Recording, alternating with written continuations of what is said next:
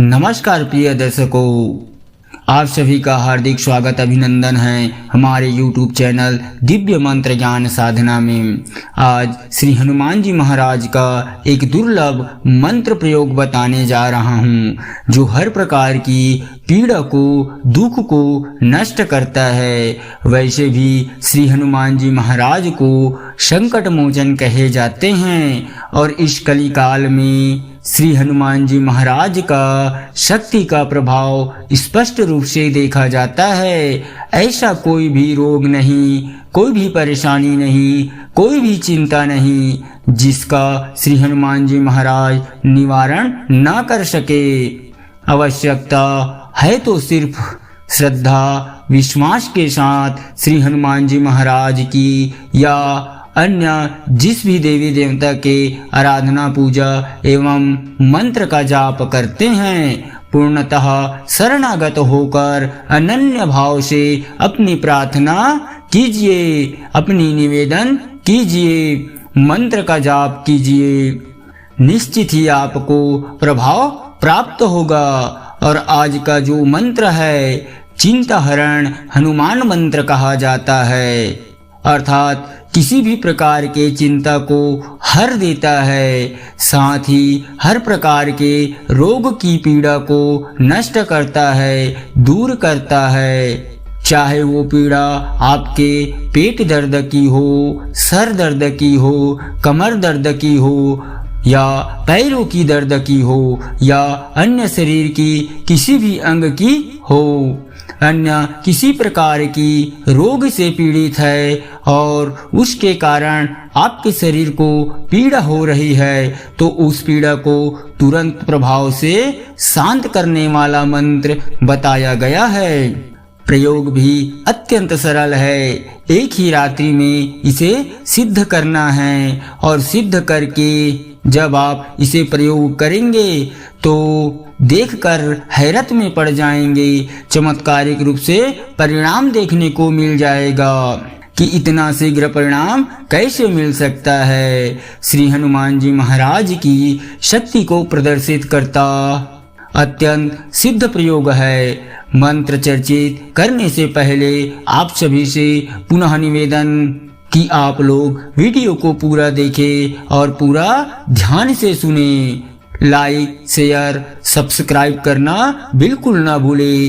तो चलिए जानते हैं आज के इस मंत्र प्रयोग को। मंत्र प्रयोग में सबसे पहले बात करेंगे इस साधना की सामग्री को।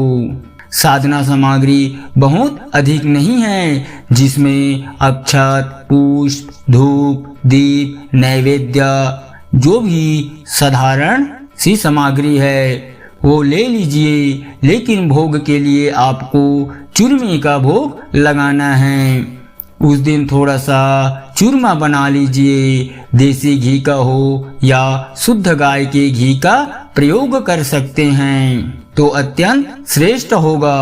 अन्यथा जो सरलता से आपको घी प्राप्त हो सके वही ले लेना है। अब करना किस प्रकार है वो जान लेते हैं। पूजन सामग्री आपके स्क्रीन पर है, इसे देख सकते हैं, नोट कर लीजिए। किसी भी मंगलवार या शनिवार को कर सकते हैं। उस दिन आप अपने घर के मंदिर में या आप जहां पूजा करते हैं वहीं आप बैठकर जाप कर सकते हैं। यह अत्यंत श्रेष्ठ होगा। यह प्रयोग आपको संध्या काल या रात्रि काल में करना है। नित्य पूजा करने के बाद तुरंत आपको यह प्रयोग संपन्न कर लेना है। पहले संध्या काल की पूजन आप संपन्न कर चुके हैं तो पूजा पाठ ज्यादा करने की आवश्यकता नहीं है। अगर आप रात्रि काल में इस मंत्र का जाप करते हैं तो थोड़ा सा पूजन विधान कर लीजिए।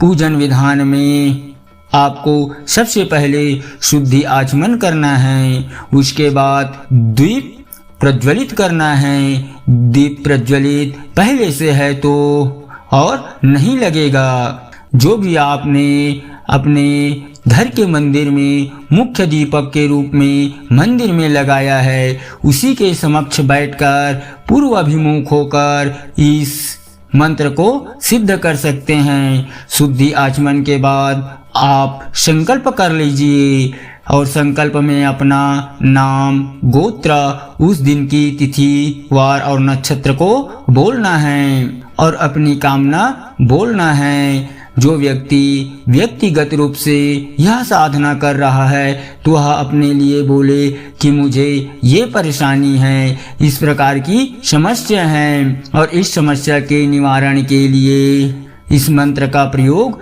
कर रहा हूँ। यदि आप साधक है और अन्य लोगों के लिए यह साधना कर रहे हैं, सर्वजन सुख के लिए या सर्वजन के हित के लिए आप यह मंत्र चैतन्य करना चाहते हैं, सिद्ध करना चाहते हैं, यह संकल्प आपको ले लेना है। जब संकल्प पूर्ण हो जाए तो गणेश जी, गुरु जी, कुलदेव, पितृदेव, स्थान देव और साथ में सीताराम और हनुमान जी का पूजन करना है और सामान्य सा भैरव जी महाराज का भी पूजन संपन्न कर लेना है। फिर उसके बाद एक माला गणेश जी की और एक माला अपने गुरु मंत्र की कर लेना है। यदि आपके पास गुरु नहीं है तो भगवान शिव को गुरु मानकर शिव पंचाक्षरी मंत्र ओम नमः शिवाय का एक माला कर लें। गणेश गुरु मंत्र के बाद इस मूल मंत्र की आपको 11 माला का मंत्र जाप करना है, व्यक्तिगत रूप से करना है। यदि आप अपने लिए कर रहे हैं, अपने परिवार के लिए कर रहे हैं तो आपको 11 माला का मंत्र जाप करना है और यदि आप साधक के रूप में करते हैं तो आपको 51 माला इस मंत्र का जाप करना है। मंत्र आपके स्क्रीन पर है, आप इसे देख सकते हैं और देखकर नोट कर लीजिए। मंत्र को एक बार बोलकर आपको बता देता हूँ। मंत्र इस प्रकार है, ओम नमो भगवते चिंतामणि हनुमान, अंगशूल, अतिशूल, कटिशूल, कुक्षिशूल, गुदाशूल, मस्तकशूल, सर्वशूल, निर्मूलय निर्मूलय, कुरु कुरु स्वाहा। मंत्र फिर से एक बार सुन लीजिए। ओम नमो भगवते चिंतामणि हनुमान, अंगशूल, अतिशूल, कटिशूल, कुक्षिशूल, गुदाशूल, मस्तकशूल, सर्वशूल, निर्मूलय निर्मूलय, कुरु कुरु स्वाहा। ये सरल सा मंत्र है। मंत्र आपके स्क्रीन पर है। इस मंत्र को आप अच्छे से याद कर लीजिए। उसके बाद ही आप जप करने बैठे।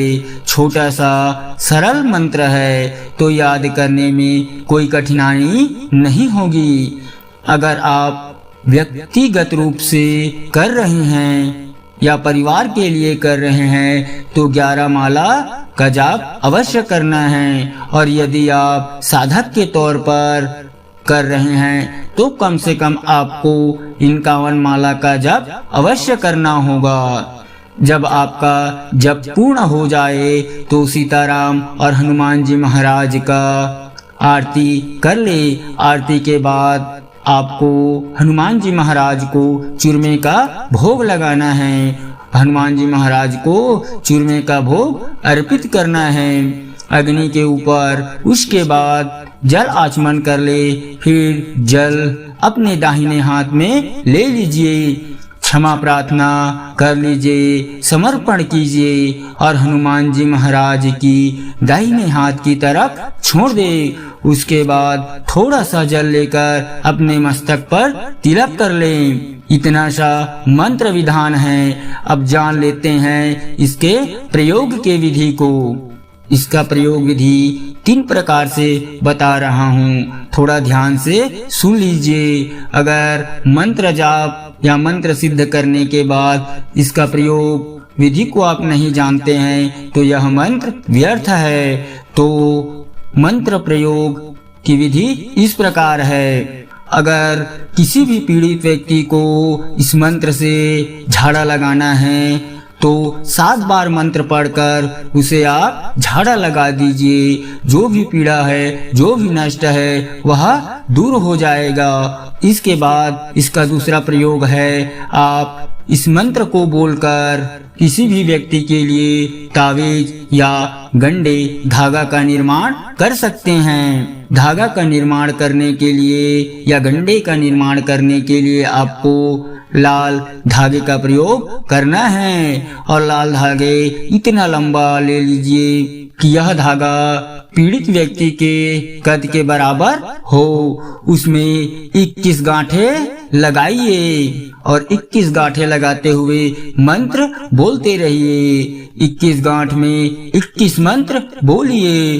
फिर उस धागे को अगर कोई पुरुष है तो उसके दाएं हाथ में पहना दीजिए और अगर कोई स्त्री है तो उसके बाएं भुजा में बांध दीजिए। और यह सब नहीं करते हैं तो सरल सा उसके गले में धारण करवा लीजिए। यह दूसरा प्रयोग है। अब तीसरा प्रयोग आपको बताता हूँ, इसे भी ध्यान से सुन लीजिए।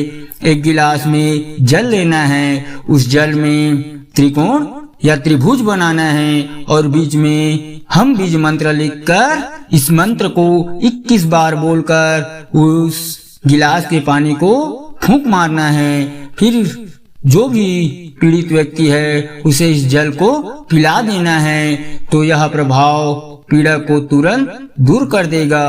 अगर लंबे समय से चल रहा है तो लगातार आपको उसे 7 से 11 दिन तक यह प्रयोग करना है। चाहे जैसा भी हो, जो भी हो, सभी प्रकार की रोगों और पीड़ाओं से मुक्त अवश्य हो जाएगा। अगर वीडियो अच्छा लगा हो तो वीडियो को लाइक करके चैनल को सब्सक्राइब अवश्य कर लीजिए। अपने दोस्तों और रिश्तेदारों को यह वीडियो शेयर कर दीजिए ताकि उन्हें भी इस मंत्र का लाभ हो सके।